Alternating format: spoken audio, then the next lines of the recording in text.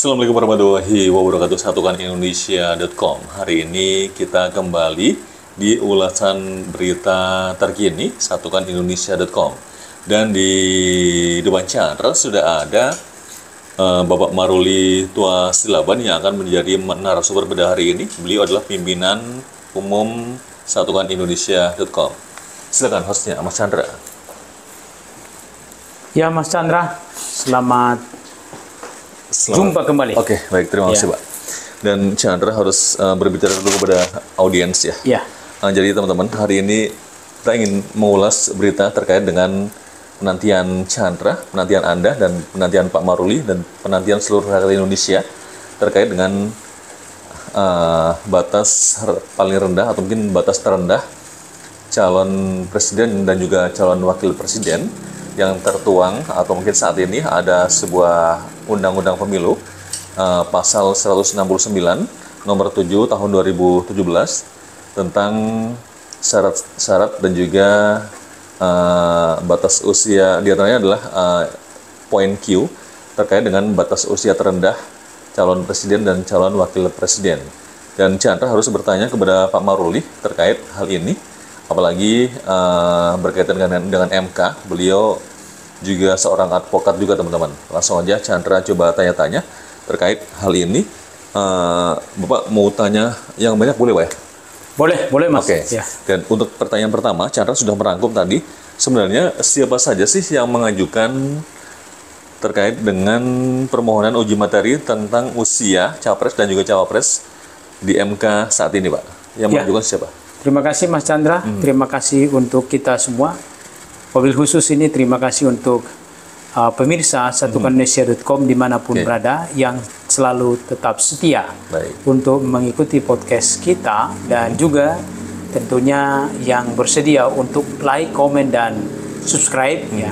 Karenanya dengan ini kami berikan apresiasi ya. Kami beri apresiasi dan kami tegur dan kami sapa pemirsa Satukanindonesia.com dimanapun berada. Salam jumpa kembali dengan kita di podcast Satukanindonesia.com. Ya, pemirsa dan tentunya Mas Chandra tadi yang sudah menyampaikan, terima kasih sudah membuat pengantarnya terkait dengan ulasan berita kita hari ini adalah berkaitan dengan putusan Mahkamah Konstitusi atau menanti putusan Mahkamah Konstitusi atas uji materi Undang-Undang Pemilu tentang syarat dan batas minimal calon presiden dan calon wakil presiden yang diatur di dalam pasal 169 huruf Q.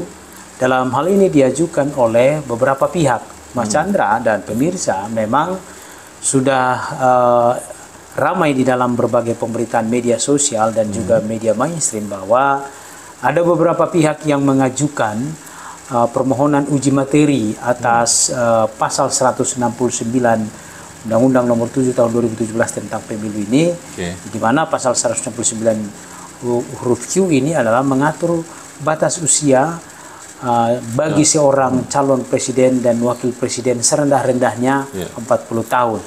Nah, diantaranya adalah pertama tentunya diajukan oleh kelompok dan juga perorangan.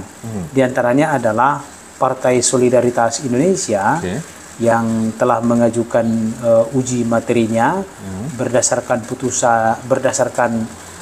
nomor perkara yaitu nomor 29 garis miring PUU garis datar angka Romawi 2021 tahun 2023.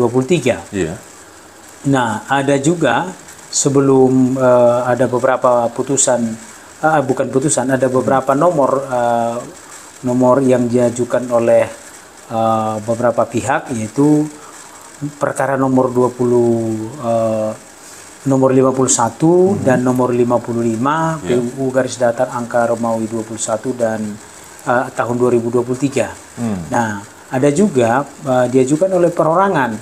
Di antaranya perorangan yang mengajukan adalah Arkan Wahyu, seorang mahasiswa Fakultas Hukum Universitas 11 Maret dengan register perkara nomor 91 garis miring PUU garis datar angka Romawi 21 garis miring 2023. Ada juga pemohon perorangan lagi yang diajukan oleh Gairangga Boro sebagai perorangan dengan nomor perkara 93 PUU garis datar angka Romawi 21 dan tahun 2023. Juga yang diajukan oleh pemohon Riko Andi Sinaga dengan nomor register perkara PU nomor 96 PUU garis datar angka Romawi 21 tahun 2023. Dan selain itu ada juga diajukan oleh Hite Bandengan Lumban Turuan dan Marson Lumban Batu dalam perkara nomor 100 garis miring PUU garis datar angka Romawi 21 garis miring 2023. Itulah beberapa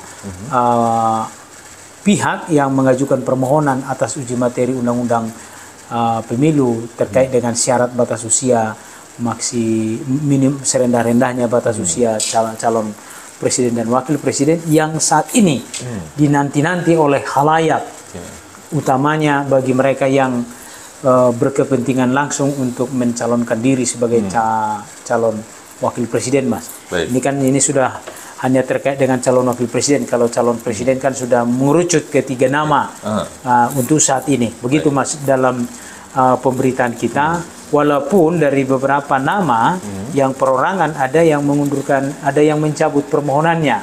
Begitu Mas Chandra dan pemirsa, yaitu di dalam persidangan sebelumnya, yaitu tanggal 26 kemarin, 26 September, pemohon uji materi undang-undang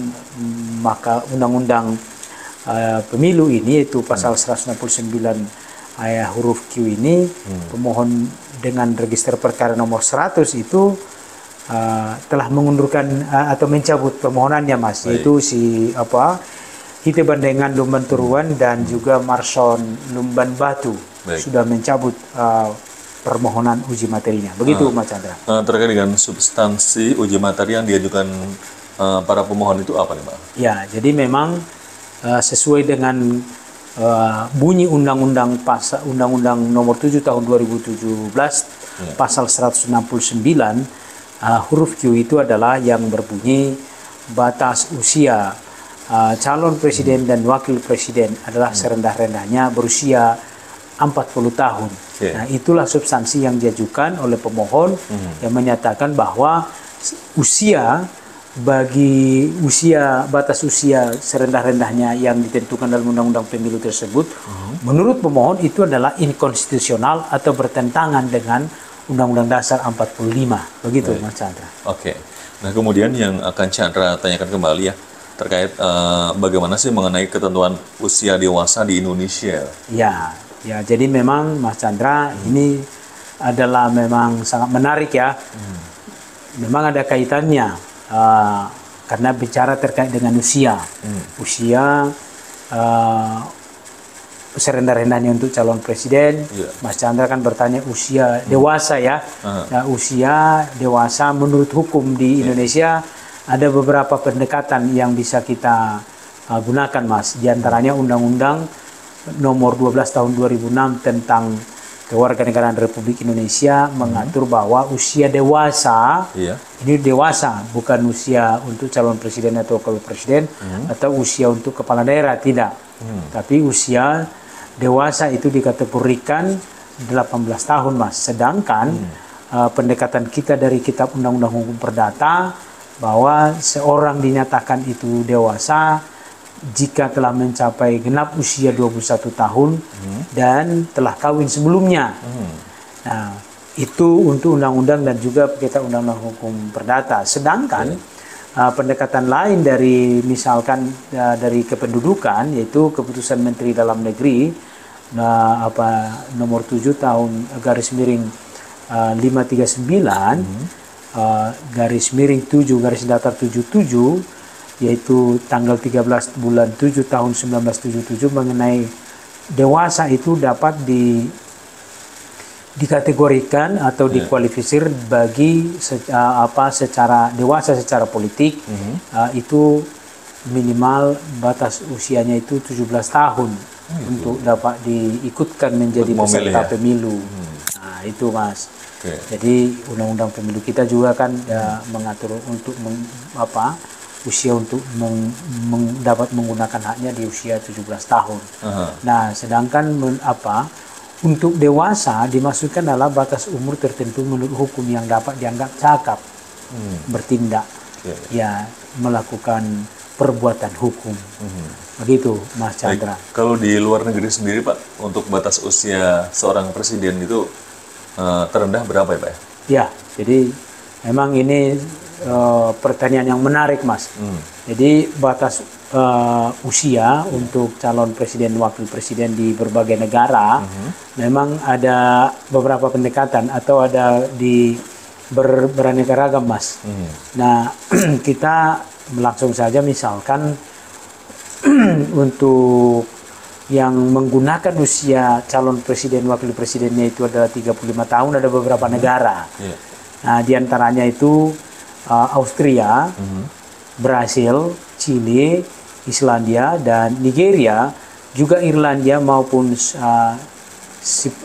Siprus, dan juga India maupun Polandia itu ya juga termasuk Portugal, Mas, dan Amerika Serikat serta Rusia itu usia bagi calon presiden, wakil presiden yang mereka gunakan itu 35 tahun. 35 Berarti tahun. mungkin ini para pemohon itu terkait dengan hal ini juga kali ya. Oh, di luar negeri 35 tahun bisa jadi presiden gitu kan. Ya. Di Indonesia 35 tahun aja deh gitu. Apa gimana, Pak? Ya, jadi memang selain di beberapa negara tadi, ada juga negara yang menggunakan usia untuk bisa menjadi calon presiden, wakil presiden itu lebih rendah lagi, Mas. Ada di juga? usia 30 tahun itu negara yang menggunakannya adalah negara Argentina dan juga Kolombia. Mereka menggunakan usia 30 tahun.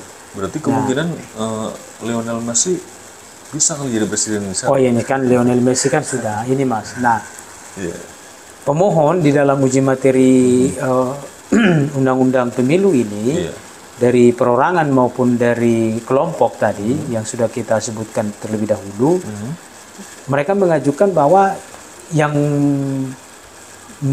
masuk atau memenuhi syarat itu yang tidak bertentangan itu adalah usia 35 tahun, Mas Chandra. Jadi mungkin para pemohon itu adalah mengacu kepada mayoritas beberapa negara itu menggunakan usia untuk calon presidennya itu serendah-rendahnya 35 tahun.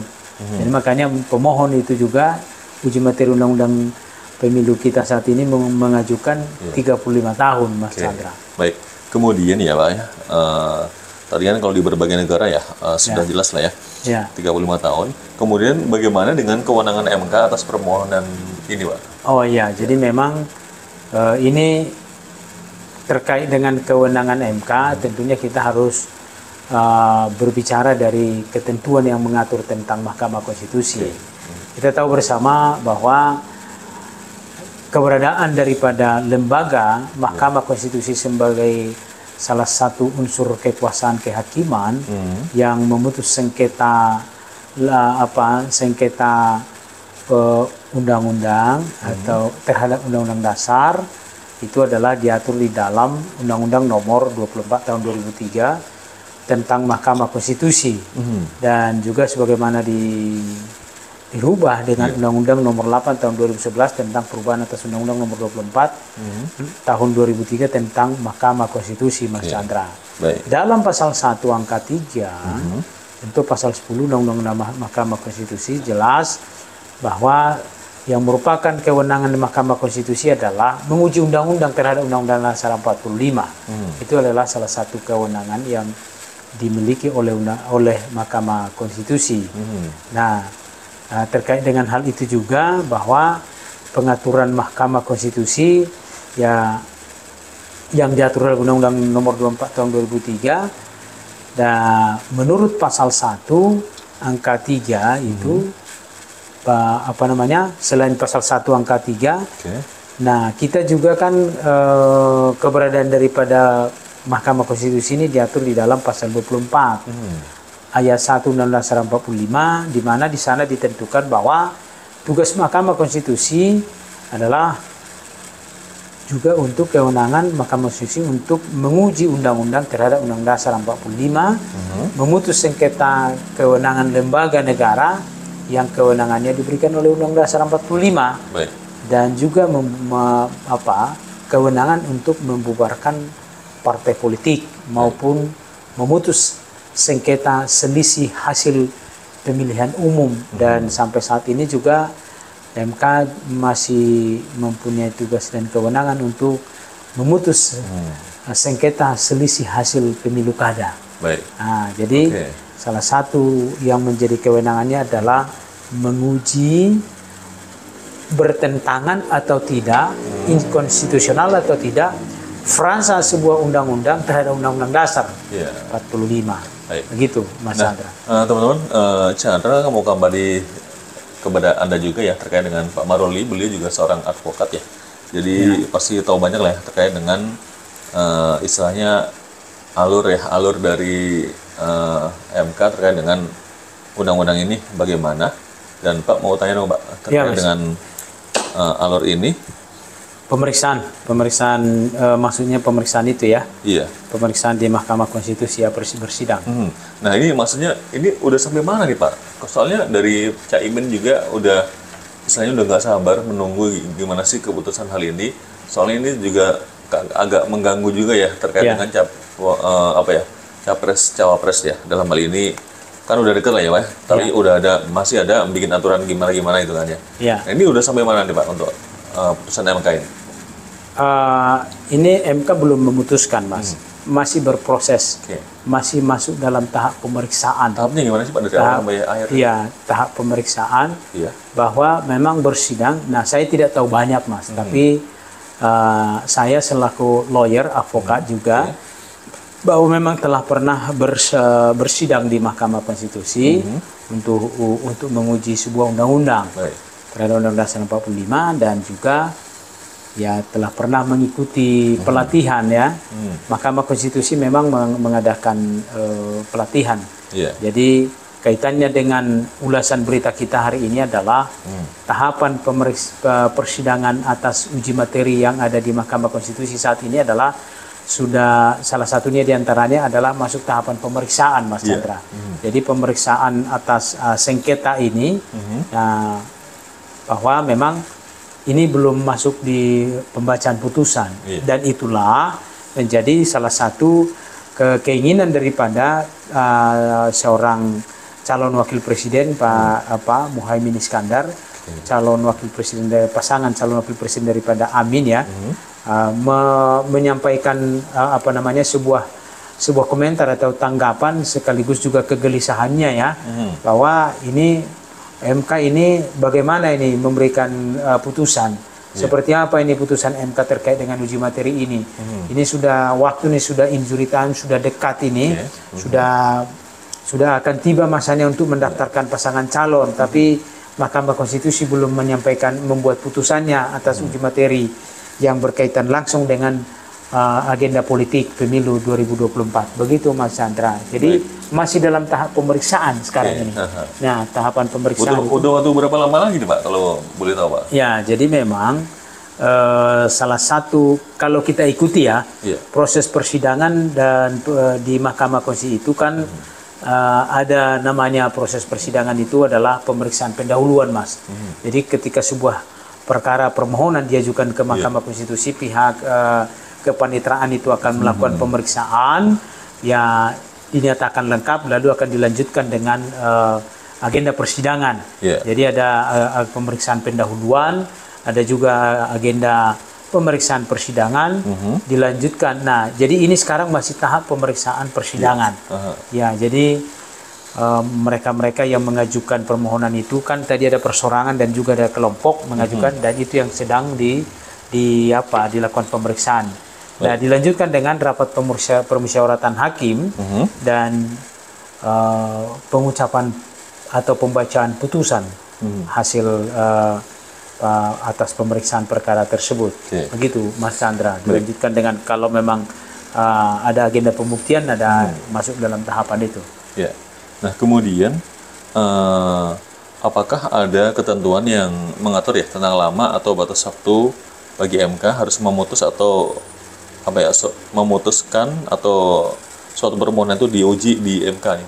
Ya, jadi memang ada waktunya sih, Pak. Jadi memang Undang-Undang Mahkamah Konstitusi memang tidak secara rigid mengatur tentang berapa lama, Mas, berapa lama sebuah perkara harus diputus oleh Mahkamah Konstitusi. Tidak diatur secara rigid. Namun berangkat dari pengalaman yang pernah terjadi di Mahkamah Konstitusi itu, bahwa tahun 2012 Mahkamah Konstitusi pernah memutus sebuah sengketa yang berkaitan dengan pemilu juga. Itu tahun 2012 11 hari, Mas. 11 hari langsung bisa memutuskan. Iya. Itu berdasarkan penelusuran yang ada di diuraikan oleh di dalam hukum online itu ada memang pada tahun 2012 itu ada Mahkamah Konstitusi memutus sengketa itu paling singkat sepanjang sejarahnya itu 11 hari. Ya, itu perkara tahun 2011, 2012 terkait dengan sengketa pemilu juga. Dan yang paling terlama ada pernah juga itu hampir 300 hari itu. Mas, ini 300 hari lebih berkaitan dengan undang-undang mineral dan batu bara. Nah, begitu Mas Chandra. Itu walaupun kerja, tadi kan ada yang kerja 11 hari nih, ya kan? Ada kerja lama banget 300 hari tuh. Tuh digaji juga tuh, Pak. Itu kan jalan. Kerja lambat ya kan istilahnya gitu. Gitu. Atau mungkin gimana gitu ya. Iya, tetap jalan. Mas Chandra. Kayak kemarin kan ya, kasus dari Caimin yang 2012 baru dikerjakan kemarin setelah Caimin menyalonkan diri sebagai cawapres ya. Itu kan sebuah lama juga tuh, Pak ya. Yang dari KPK tadi kan. Oh iya. Oke. Apa itu RPH dan apa saja yang dibahas di RPH, Pak ya?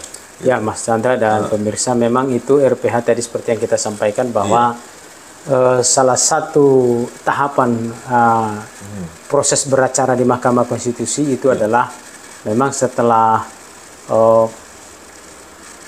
pemeriksaan persidangan ada dilanjutkan dengan rapat permusyawaratan hakim. Itu adalah menjadi domain dan internal daripada majelis hakim konstitusi.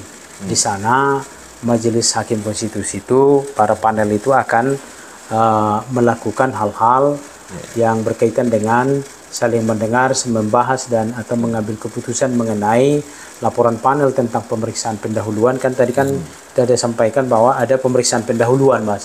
Jadi di dalam RPH itu akan dibahas mengenai laporan hasil laporan panel tentang pemeriksaan pendahuluan tadi. Baru dilanjutkan dengan laporan panel tentang pemeriksaan persidangan. Kan setelah pemeriksaan pendahuluan ada laporan pemeriksaan persidangan kan? Ada pemeriksaan persidangan. Lalu dilanjutkan dengan rekomendasi panel tentang tindak lanjut daripada hasil pemeriksaan permohonan. Itu adalah berupa apakah pembahasan mengenai rancangan putusan yang akan diambil menyangkut kewenangan Mahkamah Konstitusi, itu akan dibahas di sana. Dan juga terkait dengan kedudukan hukum atau legal standing daripada para pemohon. Lalu juga terkait dengan perlu tidaknya dilakukan pemeriksaan lanjutan atau dapat segera diambil putusan. Jadi di situ akan yang merupakan bagian daripada RPH itu, yaitu dalam membuat rekomendasi panel itu ya dilakukan pemeriksaan, perlu dilakukannya, apakah perlu dilakukan pemeriksaan lanjutan atau dapat dilanjutkan dengan hanya mengambil putusan. Lalu pelaksanaan pemeriksaan lanjutan dilakukan oleh pleno atau panel. Dan di dalam rapat yang keempat itu, karena kebetulan ada beberapa, Mas, baru di ketiga tadi kan yang terkait dengan rekomendasi panel. Nah, sedangkan di poin keempat itu adalah forum pendapat hukum, di mana para majelis hakim konstitusi membuat legal opini, membuat pendapat hukumnya terkait dengan perkara tersebut setelah dilakukan pemeriksaan. Lalu yang kelima adalah adanya hasil pemeriksaan persidangan pleno dan pendapat hukum para hakim konstitusi. Yeah. Dan selanjutnya adalah hakim konstitusi menyusun rancangan putusan. Yang ketujuh adalah seperti apa itu rancangan putusan akhir. Yeah. Di situ akan dibahas oleh majelis hakim di dalam RPH.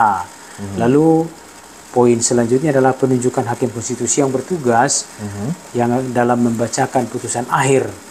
Dan berikutnya adalah yang terakhir itu adalah mengenai pembagian tugas pembacaan putusan di dalam sidang pleno yang terbuka untuk umum. Itulah menjadi domain daripada rapat permusyawaratan hakim konstitusi. Itu domainnya majelis hakim konstitusi itu tidak terbuka, Mas.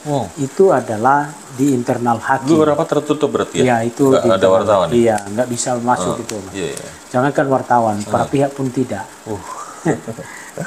Oke, berarti merahasiakan. Ya. Oke. Kemudian ya, yang Chandra mau tanyakan ya, Pak ya, terkait dengan hal itu tadi. Jadi yang dibahas sudah jelas ya terkait dengan batas terendah dan juga syarat-syarat terkait dengan capres dan cawapres. Kemudian bagaimana sih kebiasaan yang berlaku di MK dalam membacakan putusan, Mbak ya? Ya, jadi memang masih sesuai dengan tahapan dan proses hukum acara yang berlaku di Mahkamah Konstitusi tadi yang sudah kita bacakan tadi, bahwa memang Undang-Undang Mahkamah Konstitusi tidak mengatur secara rigid batas usianya, bukan batas usia, batas waktu, tidak, limitasinya tidak dibatasi terkait dengan berapa lama ini. Namun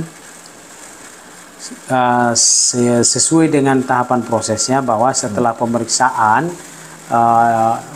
itu kan dilanjutkan dengan RPH. Saat ini uji materi ini kan Mas Chandra ini kan masih dalam tahap pemeriksaan ini. Nah, akan dilanjutkan dengan tahapan rapat RPH. Dalam persidangan 26 September kemarin kan ada beberapa pihak yang seperti di dalam pemohon uji materi perkara nomor 100 PUU garis datar angka Romawi 21 2023 itu kan mengundurkan diri, mencabut permohonannya, dan masih ada beberapa pihak. Nah, ini kan sudah dilakukan pemeriksaan. Berkaitan dengan agendanya, memang kita ikuti pemberitaan di media kita dan juga apa menjadi komentar atau tanggapan daripada pihak Mahkamah Konstitusi, Ketua Mahkamah Konstitusi pada awal bulan September ini kan mengatakan dalam waktu dekat akan ada putusan. Jadi memang Ketua Mahkamah Konstitusi itu mengatakan kan yang dimuat beberapa minggu yang lalu itu tanggal 9 bahwa beliau mengatakan insya Allah pemeriksaan sudah selesai, tinggal menunggu putusan. Artinya memang pemeriksaan kan sudah selesai nih persidangannya.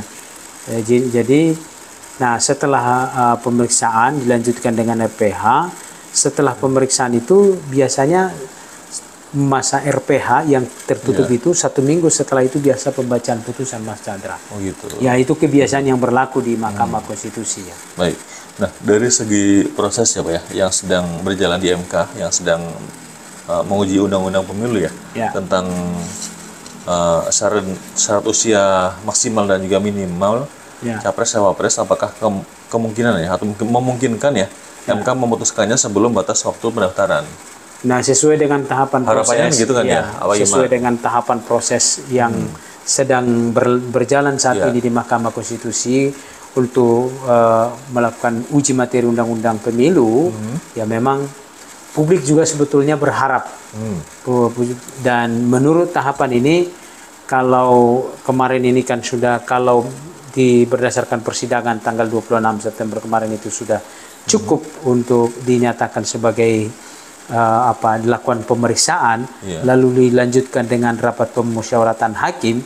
Nah, sementara dikaitkan dengan jadwal pendaftaran pasangan capres dan cawapres itu adalah dibuka pada tanggal 10 Oktober hingga dengan 16 Oktober, ada ada peluang dan masih memungkinkan sebetulnya waktunya, Mas.